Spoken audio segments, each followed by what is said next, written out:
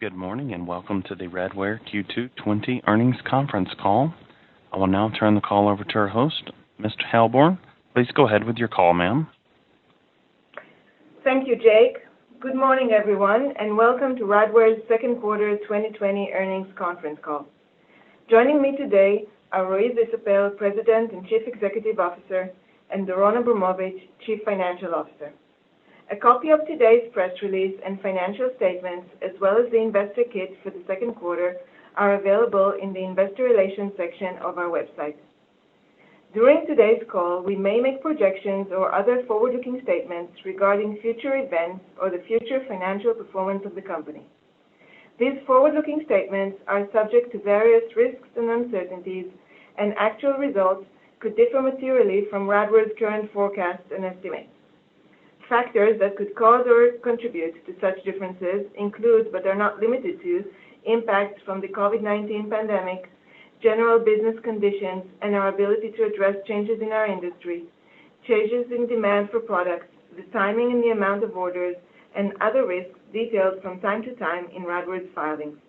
We refer you to the documents the company files or furnishes from time to time with the SEC, specifically the company's last annual report on Form 20-F as filed on April 2nd, 2020.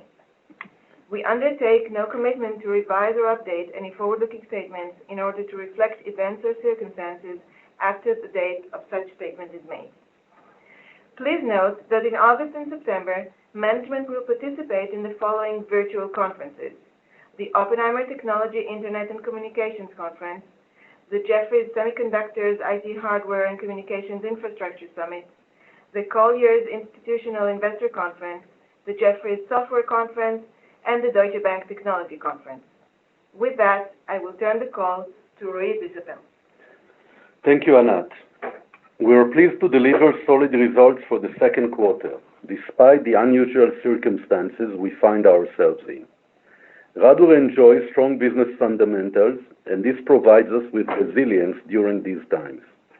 Our clear strategy, the advanced phase of our transition to subscriptions, our strong customer base, mainly centered around large enterprises, and our cash-generated business model are all key advantages that position us well at this time. And at the heart of all these advantages, we have our broad, deep, and leading attack mitigation solution that addresses customers' critical security requirements in this very dynamic and challenging cyber threat environment. We were extremely pleased with the results in North America. The strong booking in North America was the main driver for our second quarter book-to-bill ratio being above 1, and included multiple seven-figure deals. These large deals were for the most part not recognized in the second quarter revenues and resulted in record backlog for Radware as we enter the third quarter and second half of the year.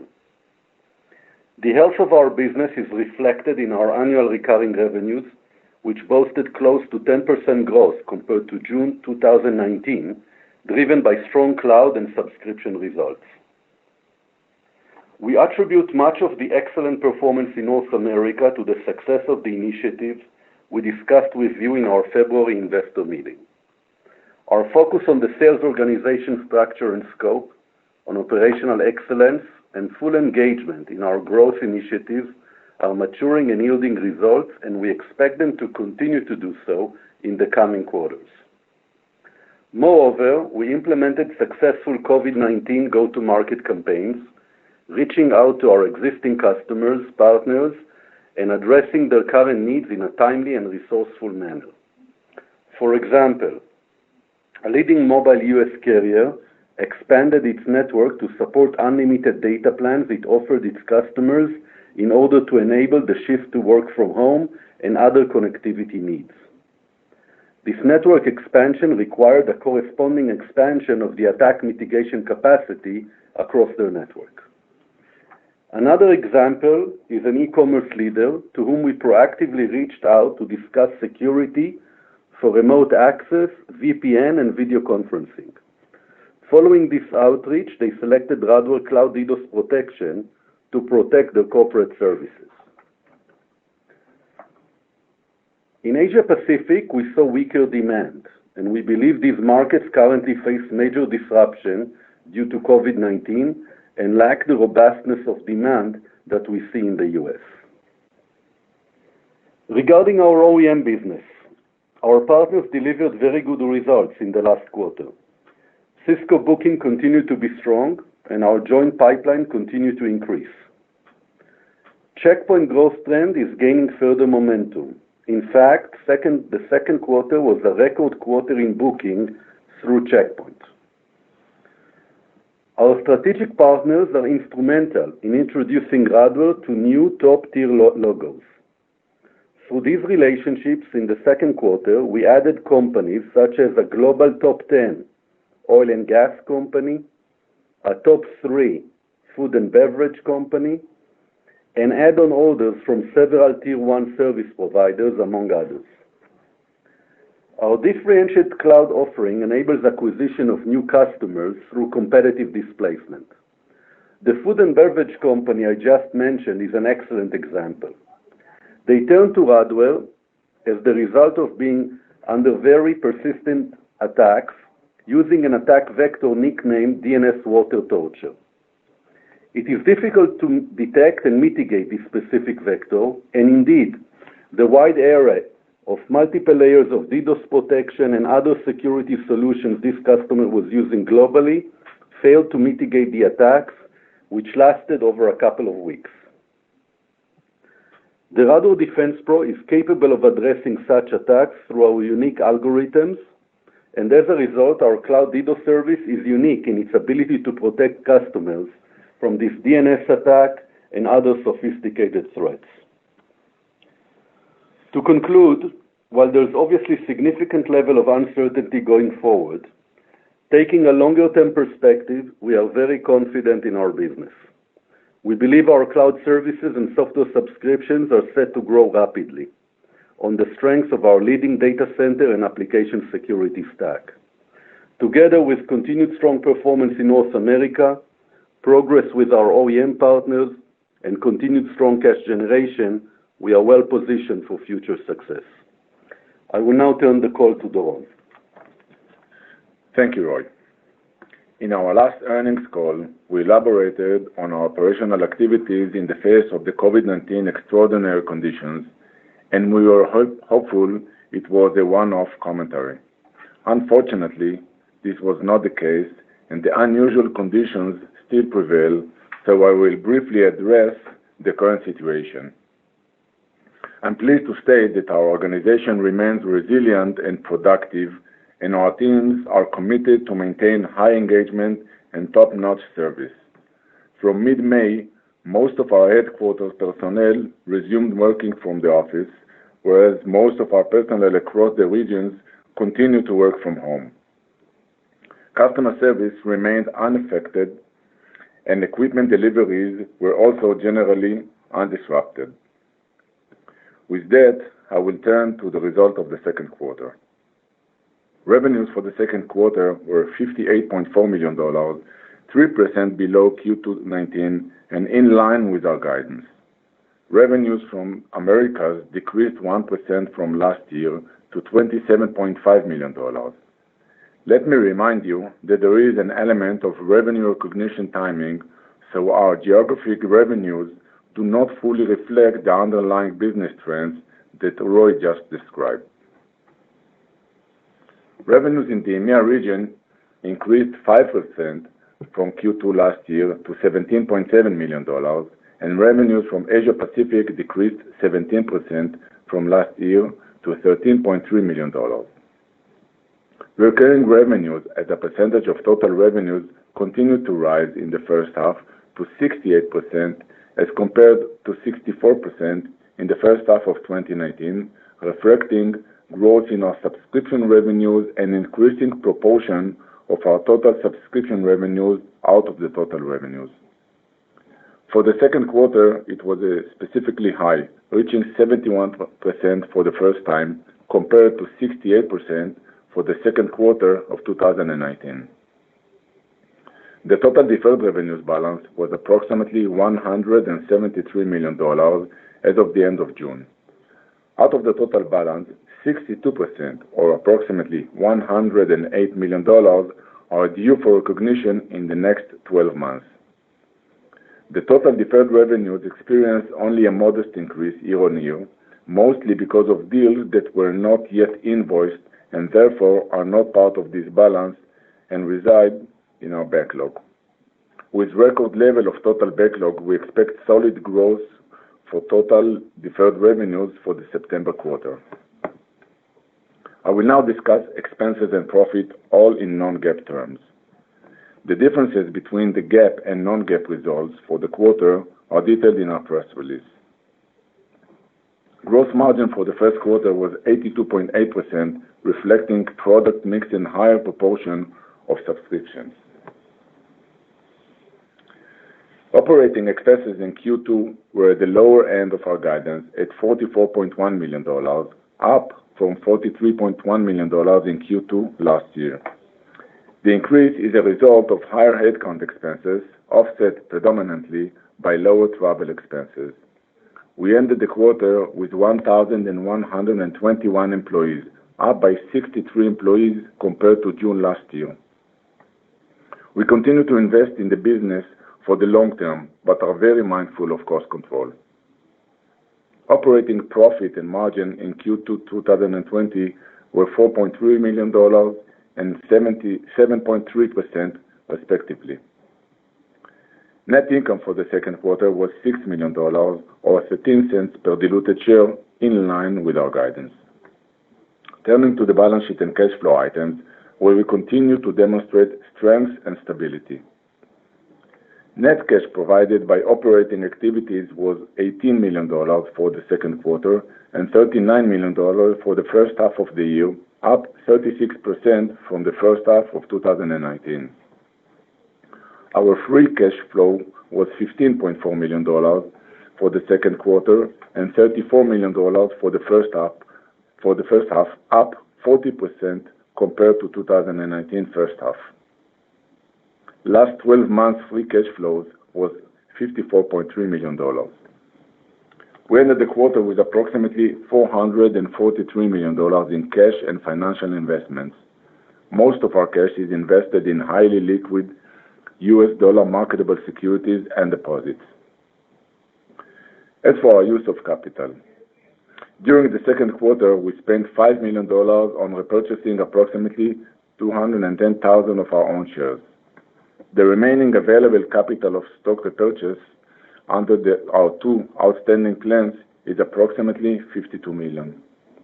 The weighted average number of our outstanding shares for the quarter was approximately 47.6 million, down by almost 1 million from the average shares for the full year of 2019. I will move to our guidance for the third quarter of 2020.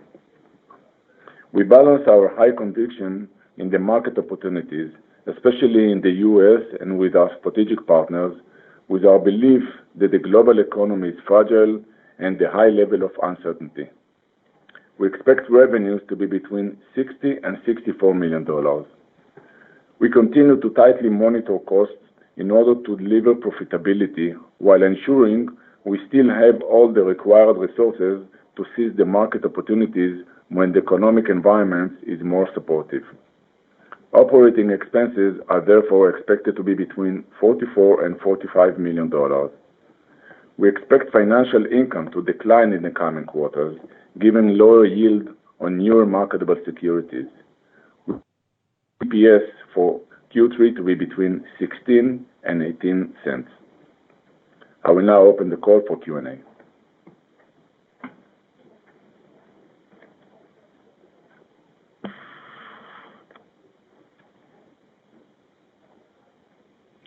Operator, can we open Thank the call you. for Q&A? Thank you so much. We have a question from Alex Henderson with Needham. Great, thank you very much. I was just hoping you could talk a little bit about the linearity during the quarter. When I look at the adjusted deferred calculus, it looks like the overall deferred was up quite nicely, but the adjustment was not, consistent with prior periods. It looks like the amount of billings came in fairly late in the quarter, and therefore I think that goes into your comment about backlog.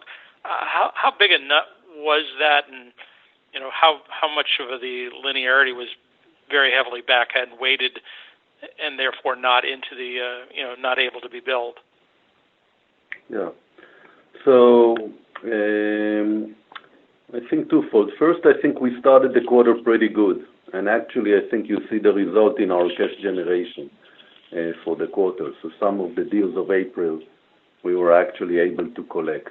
And then you're right in the sense that some of the large deals came in the end of the quarter, but some of them are also complicated from a delivery point of view. So for example, a global cloud DDoS deal, you need to set up all the centers and so on to start doing the recognition, etc. So I would not. I think our linearity was pretty good. The first month was actually, I think, higher than usual for us, and there was not back-end loaded too much, except for some specific deals that went to the backlog. You're right. Similarly, the Cisco momentum being strong and Checkpoint momentum accelerating, does that go into your deferred at all, or is that when it gets recognized by them and passed over to you at almost one-to-one recognition to timing? So it depends. If the deal includes, for example, support or cloud components, it would be deferred also on our end. I see. And one last question, then I'll cede the floor. Can you talk a little bit about your exposure to verticals that are at risk, particularly at risk, and particularly in the government, state, and local, federal type end markets, please? Thanks. So, fortunately now, maybe unfortunately in other times, we are not that exposed to the government verticals, and specifically exposure to the U.S. federal is minimal. And other markets like travel, airlines, hospitality, again, very little exposure. Our main customers in the enterprise market are coming from the financial sector, technology sector, some extent manufacturing, and of course we have the carriers, cloud providers, and SaaS providers on the service provider side. Great. Thank you very much. Thank you. We have a question from Shaul Eyal with Oppenheimer. Thank you. Good afternoon, ladies and gentlemen. Hope all is well. Congrats on the stable second quarter performance. So, Roy, can you talk to us about some of the trends you're seeing within the bot management arena? There's definitely some good acceleration taking place out there. Wanted to hear how it's impacting your business and just your overall views. And I have a follow-up for Doron. Yeah. So, we've entered the bot management a year ago through an acquisition, and we are very happy with the results. We are delivering the bot management solution both as a standalone cloud solution as well as integrated with our broader cloud web application security service. The beauty of the bot management is that it solves a business problem, and you can directly attach that to revenue of a company. So whether it's opening accounts and stealing information, or whether it's attacking an inventory of a certain company, or whether it's account takeovers, all of that is direct impact on the revenues of our customers. And a very good example, I have is from a new customer we just signed and onboarded last quarter. They are classified, one of the largest classified sites in Europe. And what they've seen is that any ad that comes into their site within 5 to 10 minutes appears in their competitor sites, to the point that the CTO own apartment ad that he put in, after 5 minutes was appearing in the competition sites, to tell you what of bot activity and how sophisticated it is.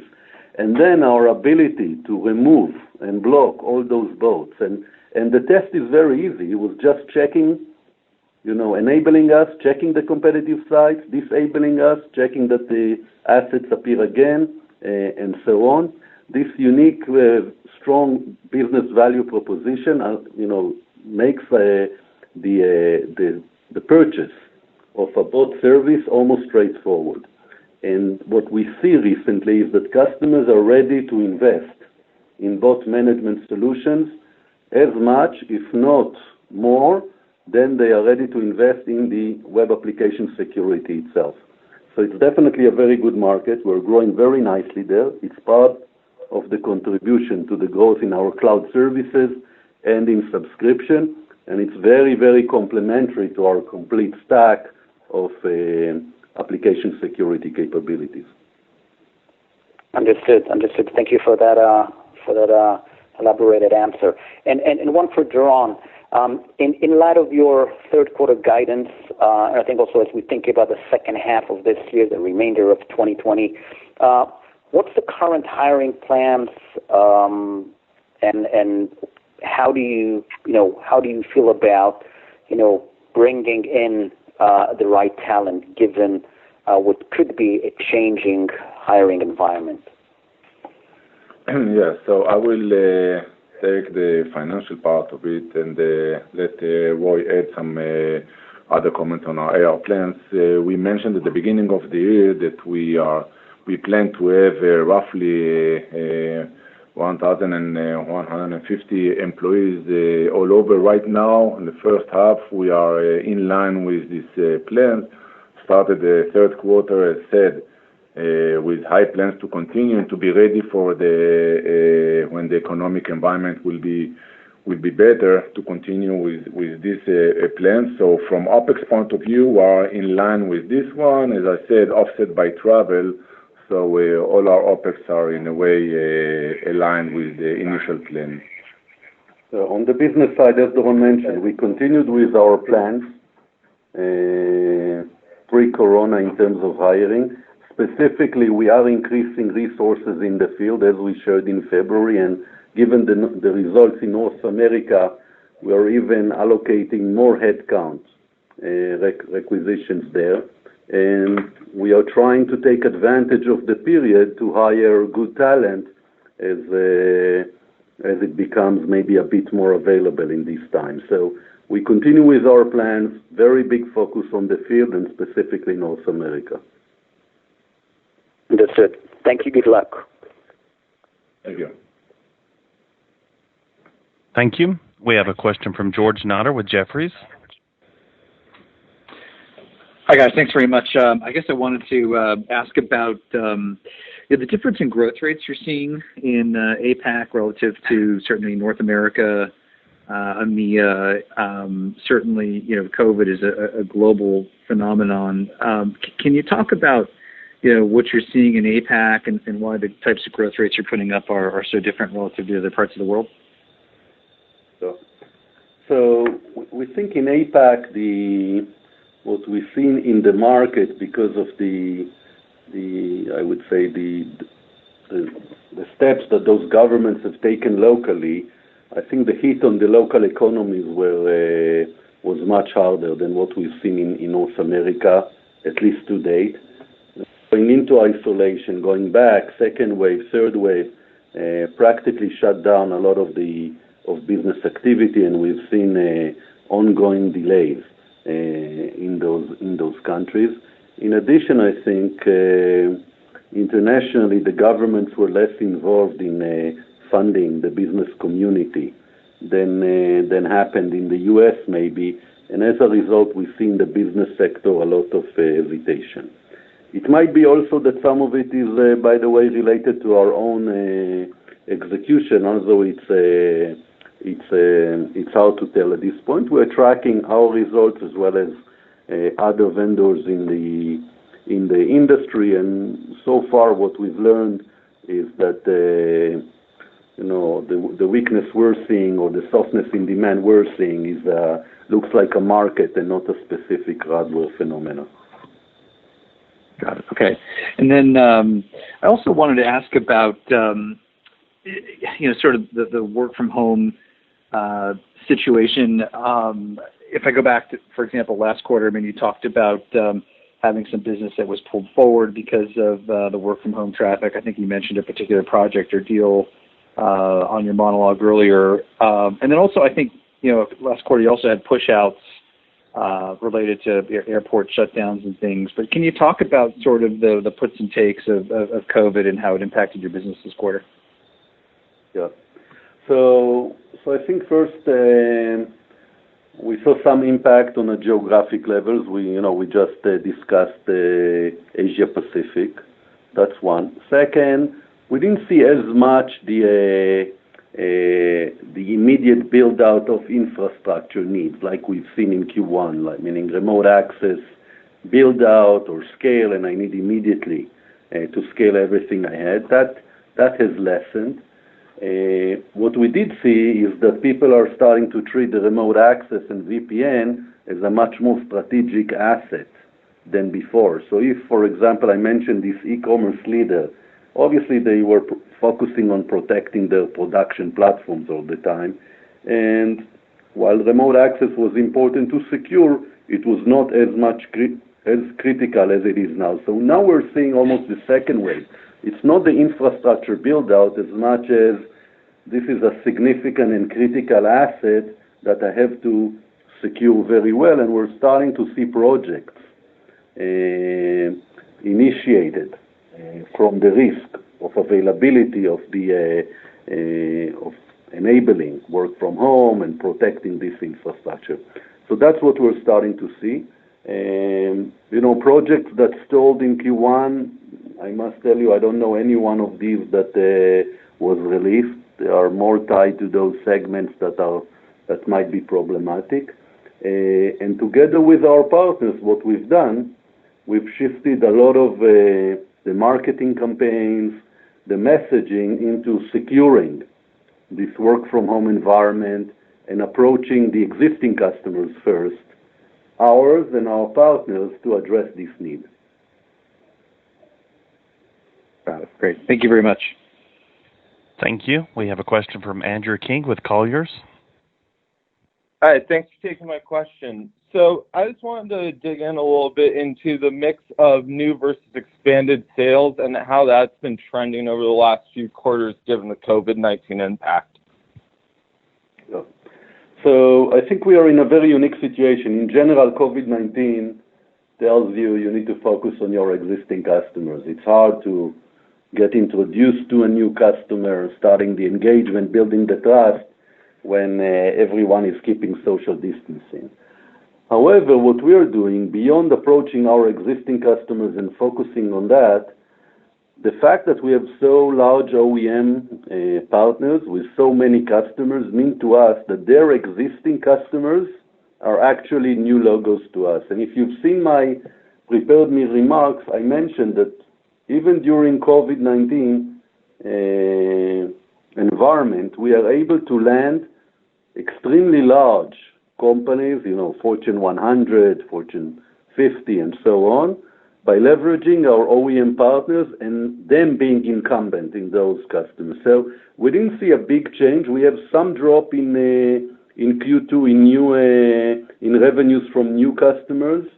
We have a very small drop in the number of new customers we were able to sign, but still, year over year, for example, the number of new customers has increased, and we are leveraging those OEM relationships to gain more and more new customers, even in this environment.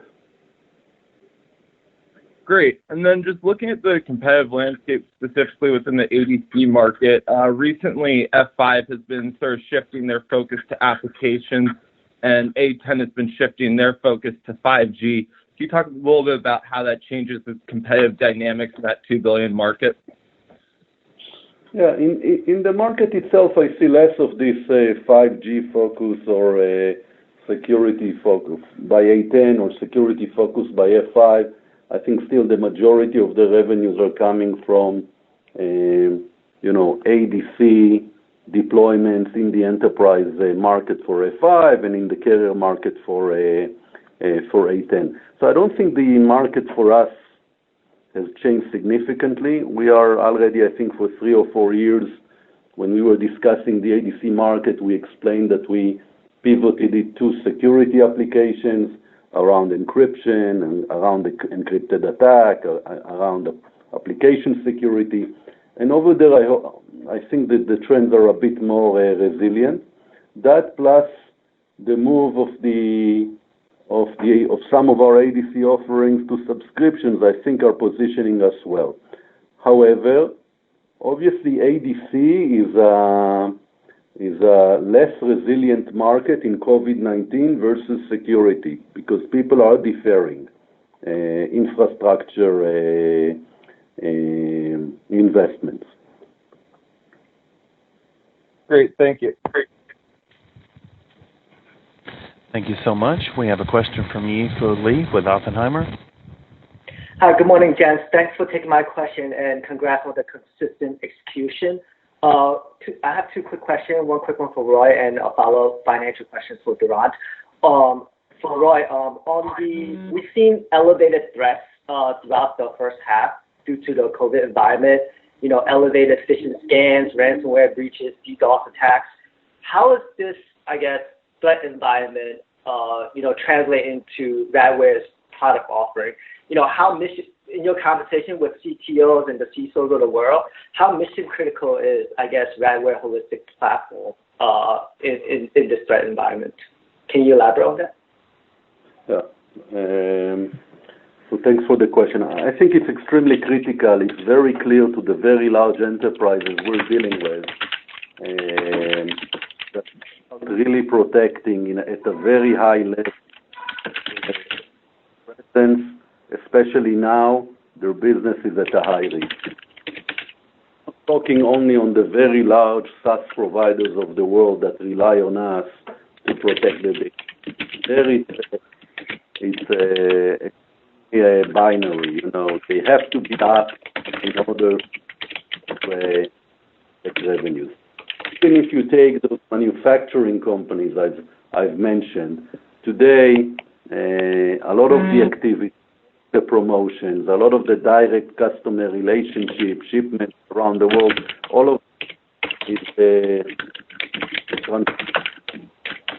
channel and obviously protecting that.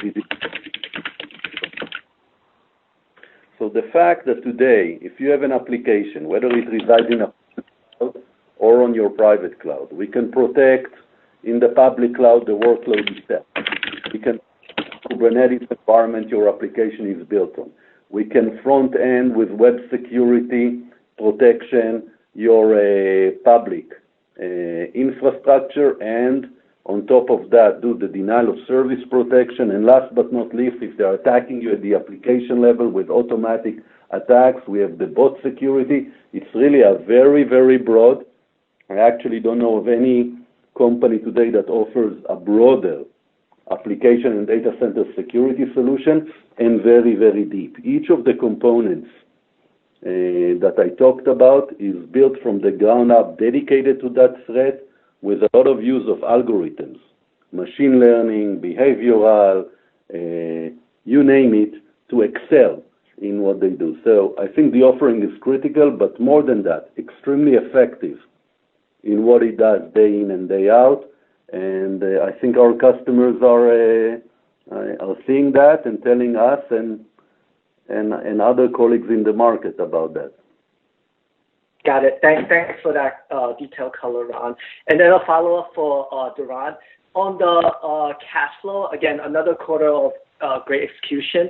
Doron, can you discuss, give us more color on, is it due to better cash collection that's driving the outperformance in the cash flow from operation this quarter? And how should we think about the second half?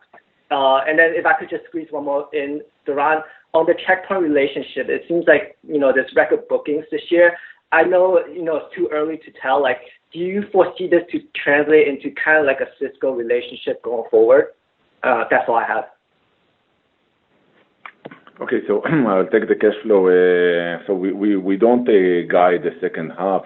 Obviously, we gave some high level at the beginning of the year. We're on the right direction right now with 40% approximately year-on-year growth. The main driver is the collection.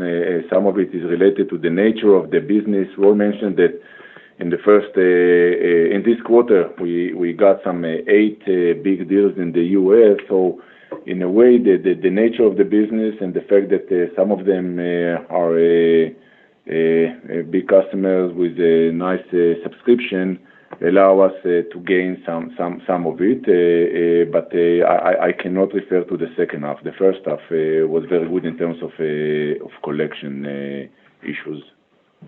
Regarding your question on Checkpoint, so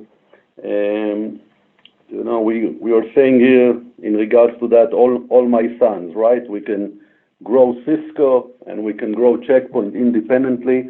I don't like to compare the level of revenues that can be achieved one versus the other. I think each one of them can grow significantly even from this increased level. And we are working with a lot of the Checkpoint field to try to engage more and open up more joint accounts together. There's definitely good improvement in the last several quarters. It shows in pipeline, it shows in results, it shows in very nice wins, but there's still a lot of work to do to get it to the next level. Okay. Thanks very much again, Barat and Ron. Have a great day. Thank you. We have a question from Tavi Rosner with Barclays. Hi, this is Peter. Hi.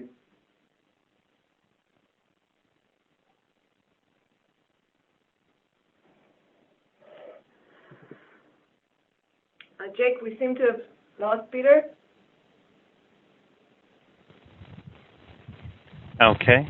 Sir, if you can hear us, please press star 1 again.